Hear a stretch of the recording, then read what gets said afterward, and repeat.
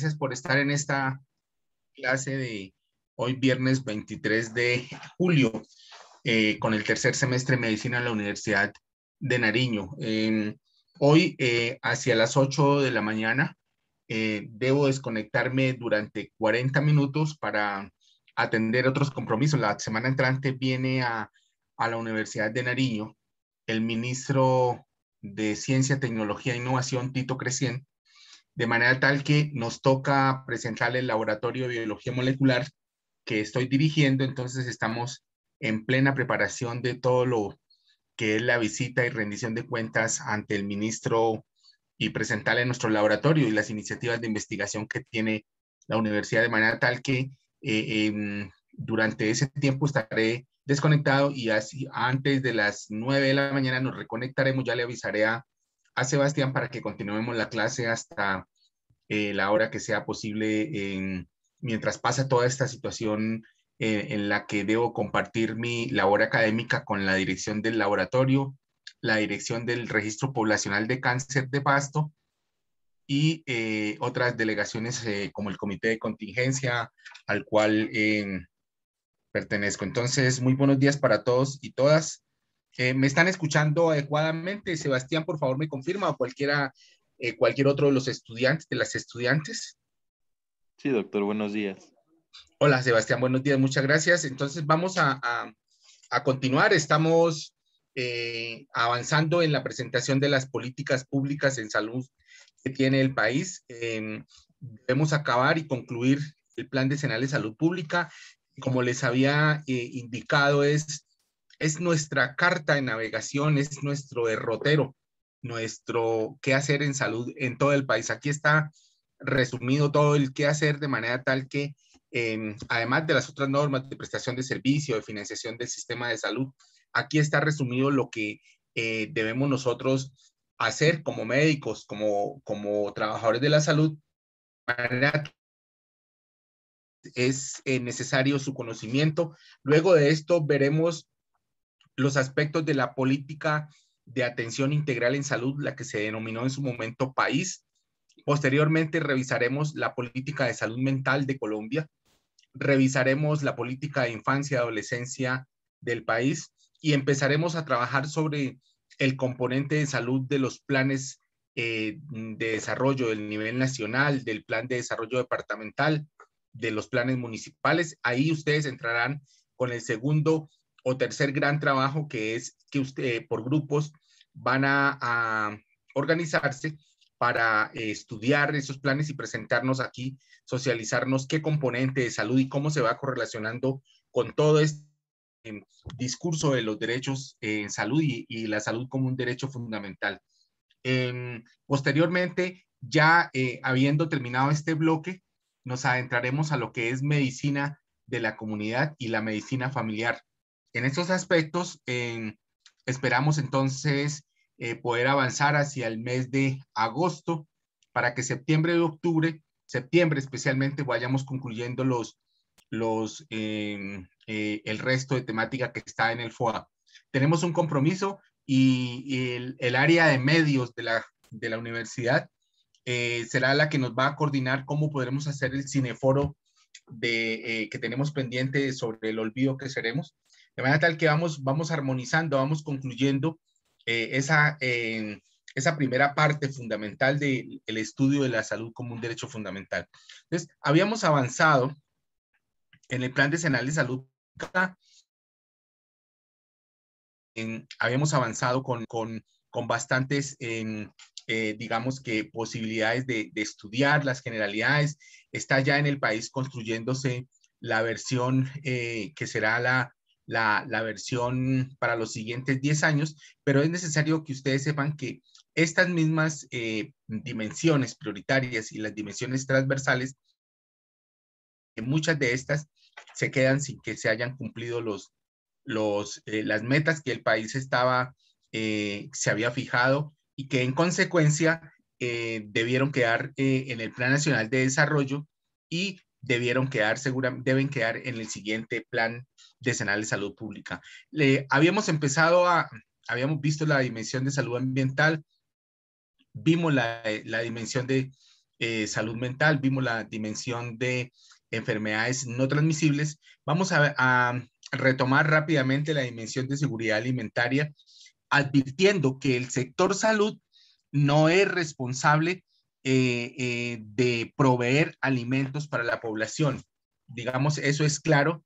Y eso, el que haya una familia vulnerable, el que haya una familia de desplazados por la violencia, el que haya una familia en situación de discapacidad o el que haya una familia o un grupo de personas habitantes de calle, en la manutención de esas personas,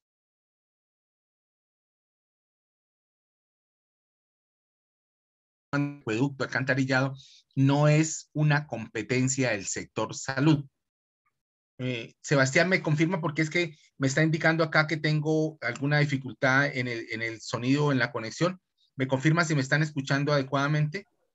Sí, doctor, se cortó un momentico, pero rapidito fue, entonces no hay problema, Ok, doctor. regálame un segundo porque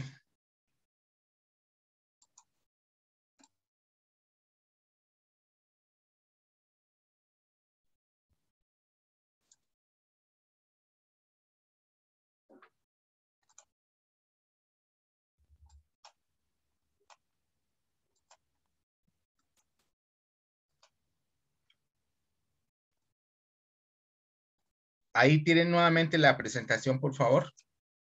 Sí, doctor. Ok, gracias. Entonces,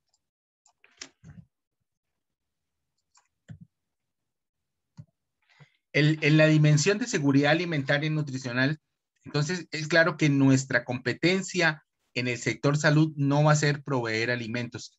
A uno le gustaría que del sector salud se tratara todo el tema de la nutrición en los niños y cuando ha pasado lo que sucede en Colombia, cuando se estaban muriendo niños y niñas en la Guajira por franca hambre, por franca desnutrición, porque sus familias no tienen servicios de agua, a pesar de que, y porque llevan muchos años sin que llueva en esa región, entonces es un desierto y lo único que se dan son chivos y lo que puedan conseguir ellos en el mercado, que es muy difícil y muy costoso. Lo único que el Ministerio de Salud y el sector salud pudo hacer fue llevarles unos sobres de una alimentación de unos nutrientes transitorios que no reemplazan el consumo de proteínas, verduras de origen animal, de origen vegetal, frescos, como debe consumir cualquier persona para que mantengan su situación alimentaria. Solo en ese caso, el sector salud respondió con unos sobres que mantienen, que le proveen a los niños y a las niñas los nutrientes básicos, es decir, con esos sobres que se consumen directamente destapando el sobrecito, es como un gel, como un líquido espeso, se le proveía alimentación a esos niños, pero eso no reemplaza el resto de nutrientes que deben consumir. Entonces, hay una sentencia del Tribunal Administrativo de La Guajira, por ejemplo, donde ese tribunal llamó a todos los ministerios y dependencias de Colombia para que le rindieran cuentas y le demostraran qué estaban haciendo para garantizar el derecho a la alimentación sana de esos niños. En consecuencia, por allá nos tuvieron como un mes en la Alta Guajira recorriendo todas esas rancherías, estando con esos niños y valorándolos y respondiendo qué va a hacer cada uno para que les llegue el agua, para que tengan cultivos, para que tengan acceso a educación, bueno, todo lo que implica, pero lo que les quiero decir es que aunque no tenemos la competencia de darle alimentos a los niños, si al servicio de urgencias le llega a ustedes un niño en estado de desnutrición, especialmente en estado de nutrición aguda, que es la más cercana a la muerte, ustedes pues tienen la obligación de tratar a ese niño, ponerle líquidos, exparasitarlo, eliminarle alguna infección que tengan o controlar alguna infección y empezarle a dar la nutrición hospitalaria, que es más un componente, un licuado de proteínas que se le suministra cuando el niño está muy desnutrido, que no puede ni comer, mediante una sonda nasogástrica, es decir, una sonda que va de afuera entra por las fosas nasales, se va por la vía digestiva y se va directamente al estómago, y allí se le pone un alimento que parece, el aspecto externo es como si fuera una colada, pero es un licuado de proteínas que lo va a alimentar. Pero eso es la competencia que tenemos nosotros. El resto, la alimentación sana de esos niños, le corresponde por competencia, por ejemplo, al bienestar familiar, al Ministerio de Agricultura, a las secretarías de gobierno. Entonces, a nosotros no nos corresponde esa situación, pero cuando se deja de cumplir, sí nos toca recibir a las personas que lleguen en estados graves, estados de nutrición. Ahora, lo que sí nos corresponde vigilar es que las comunidades, de alguna manera y de la vía que les corresponda, tengan seguridad alimentaria y nutricional. ¿Qué quiere decir? Que pues no se mueran de hambre, no se mueran por las condiciones sanitarias tan críticas que algunos colombianos y algunos nacionales afrontan en algunas regiones. Cuando uno va al Pacífico, increíble que en esa selva de donde ellos sacaban antes los alimentos, ahora ya hay con la deforestación, ya los animales que ellos cazaban, y en los ríos no hay peces, se han ido o se han muerto por la contaminación de los ríos, por mercurio, por plomo o por la deforestación. Entonces ya no hay seguridad alimentaria. Al sector salud le toca poner sobre la mesa ante las autoridades para que resuelvan estas situaciones. Entonces, no, aunque no nos corresponde, a nosotros sí nos toca emitir las alertas, hacer los comunicados, informarle al alcalde, por ejemplo, informarle a el gobernador, a las autoridades nacionales, a quien corresponda, que las comunidades están afrontando una situación muy compleja. Ahora, los componentes de esta dimensión, en la disponibilidad y acceso a alimentos, repito, no porque nos corresponda a nosotros, pero lo que debemos nosotros es, desde las acciones regulatorias del sector salud, ver que haya y exista una oferta de alimentos adecuada para que las comunidades tengan acceso a proteínas, a minerales, a vitaminas, de manera tal que la alimentación sea balanceada y saludable. También vigilamos cómo se puede consumir y aprovechar mejor los alimentos. Entonces, desde el Ministerio de Salud y a las secretarías municipales y a los médicos en general, les corresponde aprender a formular la dieta alimentaria, de manera tal que, por ejemplo, si mañana van a tener un paciente diabético, mañana tienen un paciente cardiovascular con un infarto, con un accidente cerebrovascular, porque tiene el colesterol elevadísimo, tiene las fracciones elevadas y tiene los triglicéridos elevados, los médicos estamos en la obligación de aprender lo fundamental de la nutrición para ordenarle una dieta a un paciente en estas condiciones. Ahora, cuando un paciente está hospitalizado en una unidad de cuidado intensivo, en un hospital de alta complejidad, allí tienen sus propios nutricionistas que son expertos clínicos y le formulan y le prescriben las fórmulas que un paciente en la unidad de cuidado intensivo va a tener. Recuerden ustedes que un paciente en cuidado intensivo pues no está recibiendo ni sopa, ni sancocho, ni trucha, ni un pedazo de cuy. El paciente que está en la unidad de cuidado intensivo no tiene generalmente vía oral. Ese es un paciente que está o inconsciente, que está politraumatizado, que recién salió de una cirugía o que está con COVID por cualquier complicación.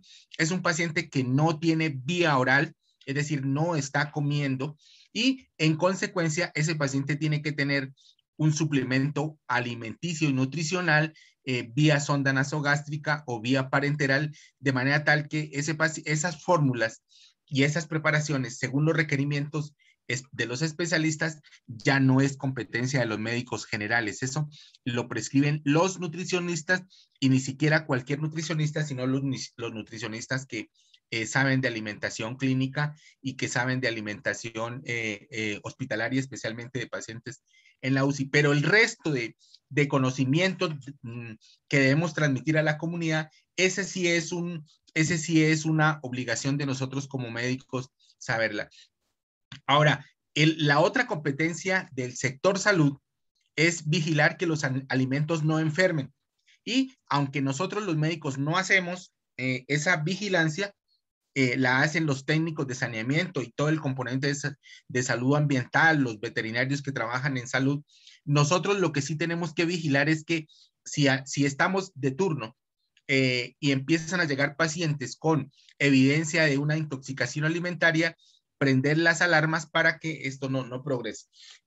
Los componentes que les he mencionado, tiene varios objetivos, tiene una competencia muy fuerte del sector salud en el tema de la regulación de todos los componentes nutricionales. Ustedes acaban de escuchar que se aprobó la ley de comida chatarra, que es mal llamada comida chatarra. La ley de etiquetado es producto de lo que el ministerio tuvo que regular para que en el país la gente se informe sobre qué contenidos nutricionales tiene un alimento y en consecuencia tome la decisión más adecuada de comprar o no consumir este alimento. La siguiente dimensión, que es muy importante, que es tal vez de las más sensibles, es la dimensión de sexualidad y derechos sexuales y derechos reproductivos del Plan Decenal de Salud Pública. Esto, lo que se pretende con esta dimensión es que todas las acciones y condiciones del sector salud permitan, con un enfoque de derechos humanos, el respeto a la identidad de género, al derecho sexual y reproductivo, al ejercicio libre de la sexualidad y a que las personas se desarrollen en su total potencialidad y por supuesto las comunidades, pero con foco en el respeto y el enfoque de derechos humanos por toda la condición de género y el libre ejercicio de la sexualidad. Entonces, nosotros en esta sexualidad, en esta dimensión, vamos desde el enfoque de los derechos sexuales y reproductivos hasta la vigilancia de la mujer que se embaraza y que no debe morirse. Entonces, miren ustedes que esto es de lo más sensible, me refiero a que en esta dimensión, nada más y nada menos tiene que ver con todo el proceso de gestación, pero ni siquiera desde que la mujer queda en embarazo, sino desde antes, y es tal vez lo más nuevo que introdujo este Plan Decenal de Salud Pública, que con un enfoque de curso de vida, con un enfoque de derechos humanos, se aborda la gestación incluso desde antes de la fecundación. Entonces, el objetivo de esta dimensión es desarrollar medios para garantizar el pleno ejercicio de los derechos sexuales y de los derechos reproductivos y reducir todas las condiciones que generen barreras, que generen dificultades, obstáculos y que aumenten la vulnerabilidad de las mujeres, de los grupos étnicos, de las campesinas y en general de las niñas especialmente para toda la atención integral. O sea, no solamente es embarazo, esta dimensión no solamente es el embarazo, entonces tiene que ver con aspectos fundamentales de la vida de los seres humanos. El primer componente, y por ahí empieza todo el componente de la política pública, es que desde el sector salud, nosotros especialmente somos los líderes de ese tema, debemos promocionar los derechos sexuales y los derechos reproductivos. ¿Y esto con qué tiene que ver? Nada más y nada menos con el enfoque de curso de vida de los seres humanos. Entonces, ¿a qué debe conducir esa promoción de los derechos sexuales y de los derechos reproductivos?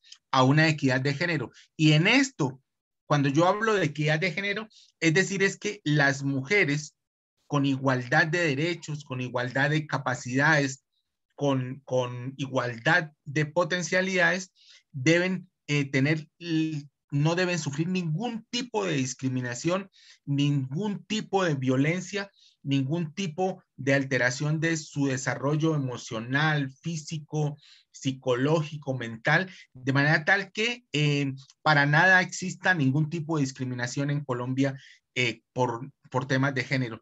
En esto es muy importante y Colombia ha avanzado muchísimo en todo lo que es toda la identidad de género. Recuerden ustedes que en Colombia ya está absolutamente prohibido hacer cualquier tipo de discriminación porque la persona tenga una identidad sexual diferente a la de ser hombre o ser mujer. Entonces, incluso con sanciones penales, con sanciones disciplinarias, si un funcionario público, si un médico discrimina a una persona transgénero, discrimina a una mujer porque tiene su identidad sexual X o a un hombre, estaría incurriendo en una grave falta y estar expuesto a una sanción de diverso orden en nuestra legislación, de manera tal que en esto ha habido un avance importante en Colombia. Ya no hay posibilidad de ninguna discriminación de género por su identidad, por su condición sexual, de manera tal que esto debe quedar muy claro y sobre todo porque en salud es frecuente o era frecuente el maltrato, la discriminación y deben ustedes saber que es absolutamente prohibido por parte de nuestra legislación, de la Constitución, pero especialmente por las sentencias de la Corte. Ahora, ¿qué le obliga al Estado colombiano y a la sociedad que permitan que las personas tengan el máximo nivel de goce de su salud sexual y su salud reproductiva? Y ojo, aquí no está llamando a una sexualidad de riesgo ni a una sexualidad que ponga en riesgo la salud. Aquí lo que el sector salud está dando un mensaje en positivo, que la persona tenga un libre desarrollo de la personalidad, de su salud sexual, de su salud reproductiva, pero con un enfoque de derechos humanos. ¿Qué quiere decir, por ejemplo? Tal vez lo comentamos cuando ustedes estaban en segundo semestre. Uno de los factores de riesgo para mortalidad materna, para mortalidad perinatal, es la multiparidad. Entonces, si una niña empieza a tener relaciones sexuales precozmente, es una niña que puede estar expuesta a infecciones de transmisión sexual, pero además puede estar expuesta a un embarazo también precoz. Lo que en resumidas cuentas haría que esa niña de 14 años que queda embarazada, cuando tenga 20 tenga 4 o 5 niños y cuando tenga 24 años tenga hasta 6 hijos, de manera tal que esa multiparidad la puede poner en riesgo y puede eventualmente obstaculizar el proceso de desarrollo normal todas las posibilidades que esa niña tenía para desarrollar, para estudiar, para crecer profesionalmente, porque le toca quedarse cuidando en la casa 6 o 7 muchachitos. Entonces, el Ministerio de Salud y el sector salud han generado políticas para que todo el tema de salud sexual y reproductiva, que no nos corresponde exclusivamente a nosotros, se cumpla en el país. Cuando digo que no nos corresponde exclusivamente a nosotros, hago referencia a que el Ministerio de Educación, por ejemplo, tiene obligaciones allí, el Bienestar Familiar tiene obligaciones allí, el Ministerio de Deporte tiene obligaciones allí, el Ministerio de Cultura tiene obligaciones allí, todos los demás ministerios y entidades del nivel nacional, del nivel regional, del nivel municipal, distrital, etcétera, tienen obligaciones para que estos derechos se cumplan. Entonces es un mandato del Estado colombiano. ¿Alguien iba a comentar algo? Ok. Ahora, este componente de la promoción de los derechos sexuales y reproductivos también ya se va metiendo más al sector, propende por la prevención de las infecciones de transmisión sexual. ¿Y cuál es el rol de nosotros en este aspecto? Primero, educar, informar, comunicar adecuadamente todos los mensajes y toda la información que tenga que ver con la promoción de la salud y la prevención de las infecciones de transmisión sexual. Y por supuesto que en las rutas, como lo vamos a ver más adelante, hay toda una serie de estrategias y de herramientas para educación en infección de transmisión sexuales. Hay todo un arsenal terapéutico para prevención, por ejemplo, para todo el tema de planificación familiar y para la libre elección de la maternidad segura. Esto debe conducir a que no se vuelva a morir una sola mujer embarazada en Colombia. Sin embargo, todavía siguen ocurriendo casos, de manera tal que este es un componente súper importante de esta dimensión de sexualidad y derechos sexuales y reproductivos. El segundo componente, además de promocionar, además de dar educación, de comunicación, de informar a la gente con evidencia científica y no lo que las redes sociales les provoque informarle o desinformar a la comunidad, es un principal deber de nosotros. Pero cuando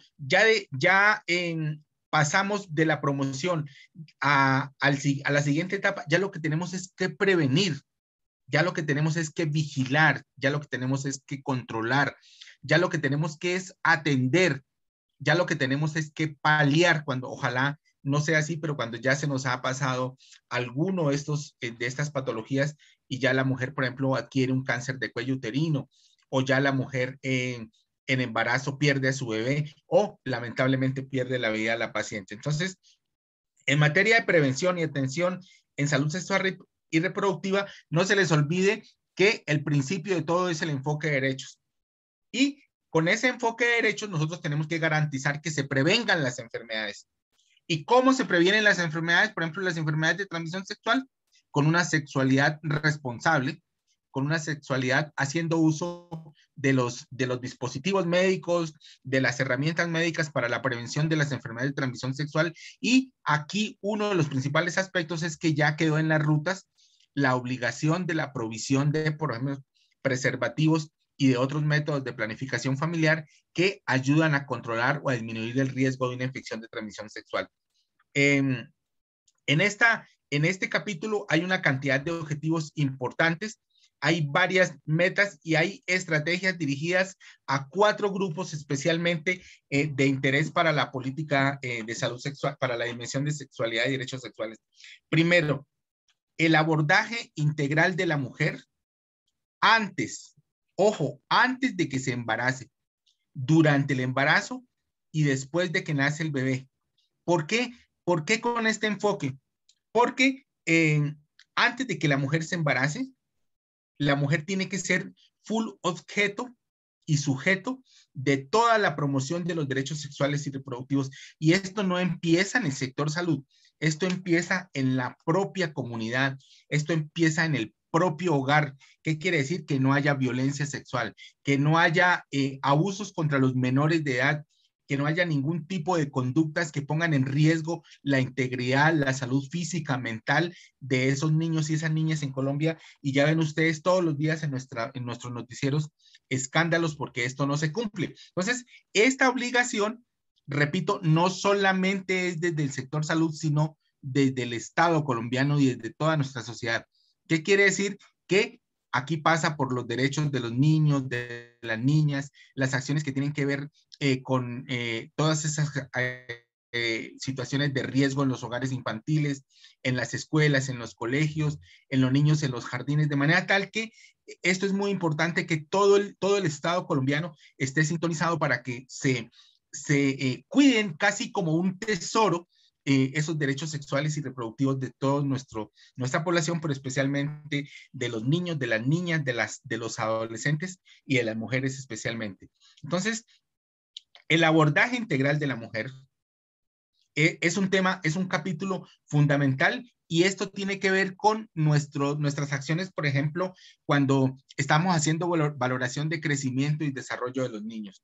Ahora, nosotros tenemos que tener la capacidad de valorar integralmente a un niño o a una niña, y especialmente a las mujeres, durante el crecimiento y desarrollo, acompañado por la mamá, si somos hombres, o acompañados por una enfermera, al menos, que garantice que el examen físico que vamos a hacer a ese niño, pues no va a violentar de ninguna manera sus derechos sexuales y sus derechos y reproductivos, pero nosotros debemos aprovechar el control de crecimiento y desarrollo para explorar y para preguntar si ese niño viene siendo objeto de violencia sexual, porque ahí es donde se nos pasan muchos de esos niños que vienen siendo abusados, pero nadie les pregunta en una consulta de crecimiento y desarrollo, nadie nota ni nadie explora esos comportamientos que empiezan a expresar los niños cuando son objetos de todo ese tipo de violencias. Entonces, luego cuando el muchachito va a la escuela o la niña va a la escuela especialmente, todos esos derechos que deben garantizarse para que el acceso a la escuela durante el desplazamiento de la casa hacia la escuela, durante su permanencia en la casa, no se conviertan en un factor de riesgo para que se violenten sus derechos sexuales y sus derechos reproductivos. Ahora, si por alguna circunstancia de la vida esa chica, esa niña queda en embarazo, empieza y debe ser objeto inmediatamente del control prenatal. O sea, no se puede quedar una sola mujer en Nariño, en sus municipios y en Colombia embarazada sin que el servicio de salud o el sistema de salud esté enterada y en consecuencia y la ingresen y hagan, desplieguen todos los cuidados y atenciones, valoraciones y exámenes paraclínicos para que ese embarazo transcurra de manera vigilada, de manera controlada y que no se vaya a convertir en un embarazo de alto riesgo obstétrico, de manera tal que se ponga en riesgo la vida de la mamá o el muchachito o el feto que está en crecimiento. Y por supuesto que este componente también vigila que la mujer no solamente tenga un nacimiento de un bebé en un hospital, sino que los siguientes días esté bajo vigilancia del sistema de salud, porque muchas de las muertes maternas ocurren incluso después de que ha nacido el bebé. Entonces, miren ustedes que este componente es fundamental porque le apunta nada más y nada menos a la vida y a la salud integral de todas nuestras mujeres, incluso desde que están niñas muy pequeñitas, cuando están en su etapa escolar y por supuesto cuando por alguna circunstancia de la vida se sale de control y perdemos el control sobre esa niña, queda en embarazo muy precozmente y ese embarazo al menos, si ya no pudimos hacer nada para que se cumpliera lo anterior, el control prenatal tiene que ser un control excelente, tiene que tener por lo menos 9 controles prenatales, tiene que tener todas sus ecografías, sus exámenes de sangre, sus exámenes para descartar VIH, sífilis, toxoplasma, citomegalovirus, todos los exámenes que hay que hacerle para que ese embarazo ocurra sin ninguna complicación. Y el parto debe ser atendido en un medio hospitalario, pero como en nuestra Colombia hay situaciones tan complejas y tenemos una altísima dispersión geográfica en la costa pacífica de Nariño, en nuestra frontera con el Ecuador. Entonces, el sistema de salud debe adelantar acciones para que la señora indígena que vive en la frontera, en el Nurpe Alto, por ejemplo, que no se va a caminar 18 horas para venir a tener un bebé al hospital de Ricaurte o de cualquiera de estos municipios y luego se la van a tener que cargar o irse a pie esa señora después de haber tenido un bebé y tener que devolverse otras 18 horas caminando, la señora no va a ir al hospital. En esa situación es el hospital, es el sistema de salud el que tiene que ir a acercarse a esa persona. Entonces, en eso hemos avanzado en Colombia, pero ustedes y cuando ya ejerzan la medicina van a tener que salirse un poquitico de la zona de confort del hospital y estar en el campo con las comunidades y seguramente formar parte de esos equipos móviles de salud que van por las comunidades, hacen la consulta, valoran los pacientes, vacunan a las personas, toman exámenes, hacen diagnóstico, dan los tratamientos, vigilan a las embarazadas y las tienen bajo vigilancia. Incluso es posible que la mujer indígena diga, yo no quiero que el médico esté aquí, que me esté mirando o que la enfermera me esté mirando, pero sí tienen que estar ustedes al lado, en la casita de al lado, pendientes por si se produce alguna complicación, intervenir y por supuesto, si es un embarazo de alto riesgo obstétrico, no tiene por qué atenderse en la selva ni allá en la costa donde ya cuando tenga la complicación, cuando tenga la hemorragia postparto o cuando nos esté convulsionando, ya a esa hora no conseguimos ni una lancha, ni un vehículo y la señora se les va a morir en la cara de ustedes. Entonces, mucho cuidado porque la intervención nuestra está dirigida a toda esta atención integral de la mujer antes, durante y después del evento obstétrico. Ustedes lo van a ver Doctor, cuando lleguen. Adelante. buenos días. Hola Diana, buenos días, ¿cómo estás? Doctor, una pregunta. Dentro del Dime. abordaje integral antes y también pues dentro de los derechos reproductivos, ¿cómo se garantiza la ligadura de trompas? Por ejemplo, yo había escuchado que uno no se la podía hacer y la EPS no se la cubría si uno no tenía antes un hijo, pero en caso de que, digamos, la persona no quiera tener hijos y quiera realizarse la ligadura de trompas, ¿ese derecho sí se garantiza? Diana, muy bien esa pregunta, muy oportuna. En nuestra legislación colombiana, la constitución política tiene unos artículos que hablan sobre el libre desarrollo de la personalidad y todos los procedimientos que están en nuestro plan de beneficios, incluyendo la ligadura, incluyendo los otros procedimientos y los otros mecanismos de planificación familiar, están disponibles para que las mujeres se las practiquen después de los 18 años. Antes de los 18 años no se puede hacer una ligadura de trompas. Por más que yo como médico vea que me traen una niña de 17 años que ya ha tenido 3 hijos, por ejemplo, y eso ocurre en Colombia. Yo no puedo ir atendiendo a esa niña y, por ejemplo, si me tocó hacerle una cesárea, y a veces los médicos acostumbran en el mismo acto quirúrgico de la cesárea, pues ahí tienen la laparotomía, tienen expuesto el útero, tienen expuestas las trompas, de una vez hacen la ligadura y a veces ni siquiera le pedíamos permiso a la paciente. Entonces, la mujer en Colombia puede hacerse la ligadura de trompa después de que tenga los 18 años, si es una decisión que ella haya tomado libremente. Libremente, si le provoca hacerse una ligadura de trompas, el sistema de salud se la tiene que hacer. Y punto. Ahí no le tiene que estar preguntando, es que usted, ¿por qué no ha tenido hijos? La señora le puede decir, no, yo no quiero tener hijos. Yo quiero adoptar un niño, yo lo que sea, yo quiero tener mi vida sexual libre, pero yo no quiero tener hijos, yo me quiero hacer la ligadura de trompas. El sistema de salud le tiene que hacer ese procedimiento. Imagínense que antes de la Constitución del 91, para que le hicieran la ligadura de trompas, el esposo tenía que firmar. Ahora, por supuesto que no tiene que andar firmando nada, ni tiene por qué, ni le tienen por qué preguntar al esposo o al compañero sexual, porque es una decisión única y exclusivamente de la mujer y la puede tomar solo después de los 18 años. ¿Por qué no antes de los 18 años? Porque pues en Colombia tenemos la legislación que antes de los 18 años estamos incluso la denominación de la infancia va desde los 0 hasta los 17 años, 11 meses, 29 días o 30 días, dependiendo del mes. Hasta ahí es considerada la etapa de infancia y adolescencia. Y a partir de los 18 años ya se es mayor de edad en Colombia y ya legalmente se pueden tomar decisiones autónomas, a menos que esa mujer, por ejemplo, de 18, 19 años, tenga alguna discapacidad en su esfera mental, ahí los padres pueden tomar la decisión.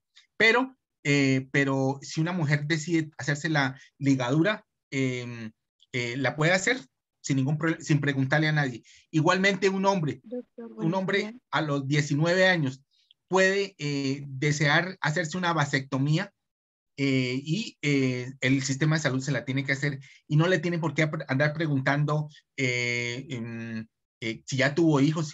El muchacho, el joven, el adolescente puede tener la decisión, yo no quiero tener hijos y voy a tener una vida sexual libre, pero me quiero hacer la vasectomía, el sistema de salud se lo tiene que hacer. ¿Te quedó claro, Diana? Diana me dejó acá, preguntó y se fue a tomar café, Diana. Doctor, buenos días, yo tengo una Hola, pregunta. buenos días, ¿con quién? Con Lizeth Bastidas, profe. Hola, Lizeth, ¿cómo estás? Adelante. Bien, profe, gracias. Profe, en caso de que cuando ya una persona, pues en mi caso, digámoslo así, ¿no? Yo ya tengo el niño, pero a mí no me quisieron hacer la cirugía, o sea, la operación de una vez ahí. ¿Por qué? ¿Hace cuánto fue eso, Lizeth? Mi niño ya tiene que 4 años. Digamos que todavía los médicos en Colombia y el sistema de salud no tenemos la dimensión de lo que les he venido hablando, de que son derechos sexuales y reproductivos de las mujeres y que prevalecen de manera tal que seguramente pasaron por encima de ese derecho tuyo de hacerte la ligadura de trompas. Ahora, lo que uno puede como médico es decirle a la paciente, señora, yo le ofrezco que antes de hacerse la ligadura, que es un método definitivo, usted pueda planificar con otros métodos. Le puedo ofrecer una píldora que se aplica, se pone subdérmica en alguno de los brazos. Le puedo ofrecer todavía las tabletas. Le puedo ofrecer los nuevos dispositivos que no actúan como actuaba la T de cobre ni las otros dispositivos intrauterinos, sino que tienen un efecto hormonal. uno le tiene que ofrecer a la paciente las posibilidades, pero si la señora dice, no, señor, yo quiero que me hagan la ligadura de trompas, hay que hacerle la ligadura de trompas. Porque es una decisión autónoma. Yo, en Colombia, miren ustedes que el sistema de salud no obliga a nadie a tomar las decisiones. Todo es una decisión que la gente puede tomar de manera autónoma y que yo como médico, yo como enfermero, yo como funcionario de salud, tengo la obligación de atender esa solicitud de la paciente. Ahora, insisto, mi papel como médico es decirle, señora, yo le puedo preguntar, perdón, ¿por qué toma esa decisión? Entonces ella me dice, no, es que quiero planificar. Y entonces yo lo que le puedo decir como médico, mire, le enseño las otras opciones, no la van a engordar, no le van a causar trombos, no le van a salir venas varices, todo lo que la gente dice que causan los anticonceptivos viejos, las tabletas, las pastillas diarias de antes eran muy complicadas porque tenían dosis muy elevadas, pues, de progestágenos, de estrógenos, etcétera, de manera tal que podrían causar algunas complicaciones. Pero ahora las nuevas tabletas, las recién, pues no nuevas, porque ya llevan varios años, son dosis mínimas de manera tal que no les va a pasar absolutamente nada. El único problema con las tabletas es que a veces a la señora se les olvida, se dejan de tomar 2-3 días y ahí en ese momento, si se les olvida tomarse 2-3 días las pastas, ese día pueden ovular y ese día pueden quedar en embarazo. De resto, no tienen ningún otro problema. Pero sí es una obligación, Lisette, que los médicos atendamos a la paciente y le hagamos el procedimiento. Ahora, los médicos generales no podemos hacer la ligadura de trompa. La aprendemos y en mi caso, yo recibí entrenamiento en la universidad para hacerla, pero ahora a los médicos generales no les dejan hacer ese tipo de cirugías. Esas solamente las hacen o en Profamilia o las hacen en el hospital de nivel 2, en Ipiales, tal vez lo hacen en la Unión, lo hacen acá en el departamental y lo hace el ginecólogo.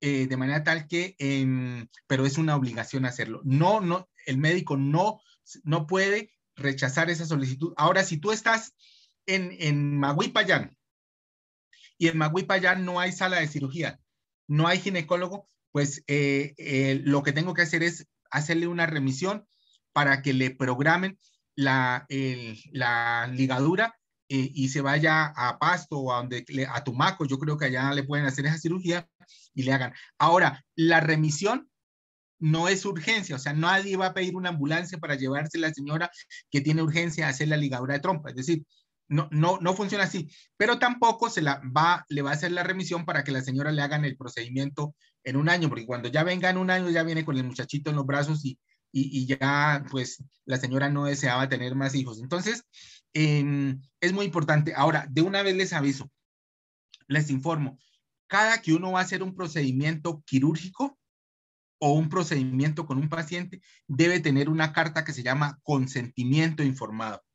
Y en esa carta, que es una carta física, le tiene uno que escribir casi que ya viene hecha y decirle, señora fulana de tal, este procedimiento que le voy a practicar bajo anestesia general, bajo anestesia local, puede tener los siguientes riesgos de complicaciones.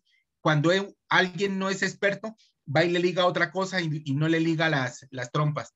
Y eso es una complicación, o va y le lesiona un vaso sanguíneo, o va y le lesiona la vejiga que queda cerca, o le lesiona el intestino que queda cerca.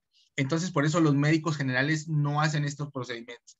Y en ese consentimiento informado, la persona que lee y que así no sepa leer, se lo tienen que leer y la persona tiene que estar de acuerdo con que me van a hacer ese procedimiento y en consecuencia acepto las complicaciones.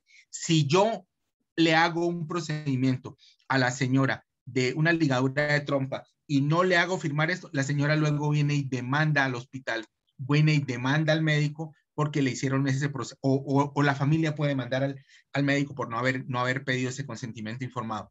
Ahora, la ligadura de trompas y la vasectomía son métodos definitivos. Esos métodos todavía no se pueden reparar en Colombia, casi no lo hacen. Imagínense que la trompa de falopio es del grosor de una mina de lapicero. Los que ya hemos hecho el procedimiento, es muy difícil ubicar la trompa y es del grosor de una minita de lapicero. Y si la mujer toma la decisión de la ligadura, ya después al año no puede decir, venga doctor, es que yo quiero que me vuelvan a reconectar, se llama recanalización. Es un procedimiento muy, muy difícil y ya la señora difícilmente va a quedar en embarazo de forma natural. Ella podría quedar en embarazo si le hacen una fecundación in vitro, o sea, lo que quiere decir que juntan el espermatozoide con el óvulo in vitro, ya cuando está fecundado, se lo siembran, se lo implantan en el útero y sería la única forma de que quede en embarazo. Pero ese procedimiento, ese que les estoy comentando, está por fuera de los planes de beneficio en Colombia, en consecuencia le toca pagarlo y es bastante costoso. ¿Hasta ahí alguna pregunta? Esto tiene que quedar muy claro porque cuando ustedes no le, o a los médicos no nos enseñan esto, por eso le andamos negando los derechos que les corresponden a las pacientes por desconocimiento. Y no es posible porque todas estas normas están y es nuestra obligación conocerlas y aplicarlas en su máxima expresión con las pacientes o con los pacientes. Ahora, deben haber servicios de salud sexual y reproductiva para los adolescentes y los jóvenes, de manera tal que los servicios hospitalarios deben ser amigables con los jóvenes, con los adolescentes. ¿Por qué les digo esto? Porque es probable que un chico, una chica, un joven, un adolescente, no quiera ir a un hospital o a un centro de salud a decir, yo ya estoy teniendo relaciones y me quiero proteger, porque primero, pues hay una privacidad. Segundo, si se encuentran a un médico regañón, lo que seguramente, o un médico que desconoce toda esta normatividad, o un médico que tiene otras cosas en su cabeza, lo que va a hacer es a desconocer los derechos sexuales y reproductivos y posiblemente no oriente adecuadamente a las personas. Entonces, lo que el ministerio y lo que Colombia decidió es que hubiesen servicios especiales para los jóvenes y adolescentes. Ojalá atendidos por médicos y médicas jóvenes que comprendan y que conozcan muy bien los derechos sexuales para que hablen el mismo lenguaje de los pacientes. Entonces uno quisiera que a un hijo de uno, a un sobrino de uno que tiene alguna duda, lo atienda un médico o una médica muy joven, muy bien preparado, muy profesional y que sepa todos estos aspectos, no solamente médicos, sino de los derechos sexuales y reproductivos. Porque no nos gustaría, y no estoy aquí estigmatizando a los médicos que ya tenemos más de 40, de 50 años, pero sí tenemos un discurso muy desactualizado y sí tenemos una manera de ver la vida todavía muy diferente a lo que es hoy. Entonces, en esto ha habido una solicitud de que los servicios sean amigables. Entonces, en algunos hospitales hay unos consultorios rosados y hay unos consultorios donde la enfermera jefe es muy joven, todos los auxiliares son muy jóvenes, el médico es muy joven, son muy joviales, comunican muy, muy asertivamente con los jóvenes y entonces los chicos van sin mayor, van muy tranquilamente y consultan y le resuelven allá y le resuelven todas sus dudas y todos sus problemas de salud, especialmente en aspectos de planificación familiar. Esa es una obligación de los sistemas de salud. Yo aquí no estoy invitando a que ni me estoy metiendo con temas más allá de la moral, esa no es la discusión aquí, lo que le estoy informando es qué quedó en la política pública, qué quedó en la dimensión, de manera tal que estos jóvenes, estos adolescentes que ya están teniendo relaciones sexuales, lo hagan en el marco de la seguridad, de la protección, para que o no vayan a quedar en embarazo las niñas o no vayan a adquirir una infección de transmisión sexual, una hepatitis B, un VIH, de manera tal que ahí sí digan, ay, ¿por qué no hicieron nada por estos chicos? Ahora, el otro tercer componente es todo lo que tiene que ver con violencia de género y violencia sexual. Muy importante para Colombia, es fundamental y ustedes lo han visto toda la problemática que tenemos nosotros en este aspecto. Y esto tiene que ver con aspectos que la gente ni se imagina. Si yo tengo una vivienda donde hay una sola habitación y ahí duerme el papá, la mamá, los hijos, los abuelos, pues lo que tengo es un hacinamiento que me va a facilitar las cosas para que haya violencia sexual y violencia de género. Si yo tengo un hogar, una familia, donde hay problemas de consumo de sustancias psicoactivas, donde hay problema de consumo de alcohol y de otro tipo de psicoactivos, es muy fácil que se promuevan violencias de todo tipo, violencias de género y violencia sexual. Si yo tengo un hogar donde los niños se queden solos durante buena parte del día, donde los niños se queden solos porque no van a la escuela. Por favor, quienes tengan, Geraldine, apaga tu cámara, por favor. Si yo tengo un hogar donde los niños se quedan todo el día encerrados bajo el cuidado de un adulto y no van a la escuela, no van al hogar, es una situación que es proclive a que se presente violencia sexual. Entonces, aunque directamente no es una competencia del sector salud, cuando yo evalúo el crecimiento y desarrollo, cuando yo hago desarrollo de la estrategia IEPI, cuando tengo dentro de mis obligaciones que dar educación, información, comunicación en salud familiar y comunitaria, tengo que explorar estas circunstancias que facilitan la violencia de género y la violencia sexual. De manera tal que yo tengo la obligación como médico, como médica, como enfermero, como psicólogo, etcétera, como trabajador de la salud, de prender las alarmas. ¿Y qué debo hacer? Pues avisarle al bienestar, avisar a la personería, avisar a la comisaría de familia, avisar a la policía, de manera tal que yo pueda prevenir. Muchas de estas circunstancias ocurren cuando nadie dice nada, cuando nadie prende las alarmas y ya solamente cuando ya ha ocurrido el evento y cuando ya hay cosas que lamentar y cuando ya lamentablemente es muy tarde. Ahora, el otro componente que es muy importante es el acceso universal y la atención en enfermedades de transmisión sexual, en infecciones de transmisión sexual. Es muy importante, digamos, como médico, si yo tengo una paciente o un paciente que me llega con verrugas genitales, o me llega con un herpes genital, o que me llega con una secreción genital, o que tiene alguna lesión, o incluso una mujer con cáncer de cuello uterino, mi obligación es atenderla, es preguntarle, es examinarla y es facilitar todas las acciones para que esa mujer ingrese o ese paciente ingrese a la ruta. Pero yo no soy el que tenga que ir a reprocharle, es que como usted tuvo relaciones sexuales con no sé cuántas personas, entonces, vea señora, se ganó una sífilis, vea señora, se ganó una blenorragia, vea señora, tiene un cáncer de cuello uterino. Es la forma en que yo le tengo que decir a la paciente, yo sí le tengo que decir a la paciente, señora, la sífilis es una infección de transmisión sexual que es causada por un germen, por un microorganismo muy pequeño que se transmite por vía sexual. Imagínense ustedes que llegue una paciente, una señora embarazada y que tenga una sífilis. Además de que hay que darle tratamiento a ella, porque si yo no le doy tratamiento antibiótico, ese niñito va a nacer deforme o se me va a morir antes de nacer.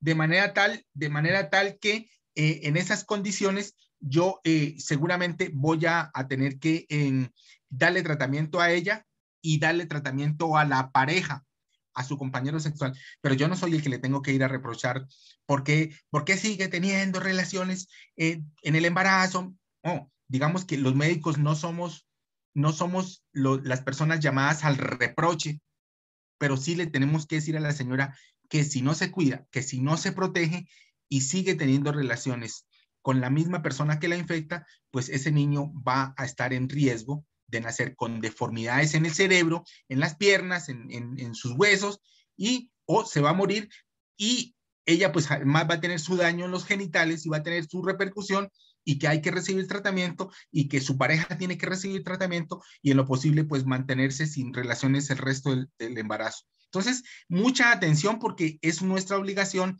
Ahí ya me están llamando, Sebastián. Me debo retirar en este momento y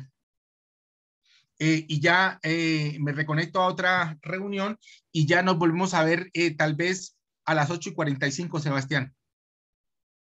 Vale, doctor, listo, yo estoy pendiente. Sebastián, les Sí. presento excusas, pero esta doble cumplimiento de funciones y más con la venida de este señor me ha tenido en esto. Entonces, yo le avisaré a través de Sebastián a que retomamos el tema, pero sí será inmediatamente termine o me pueda salir de esa otra reunión. Muchísimas gracias y ya nos vemos.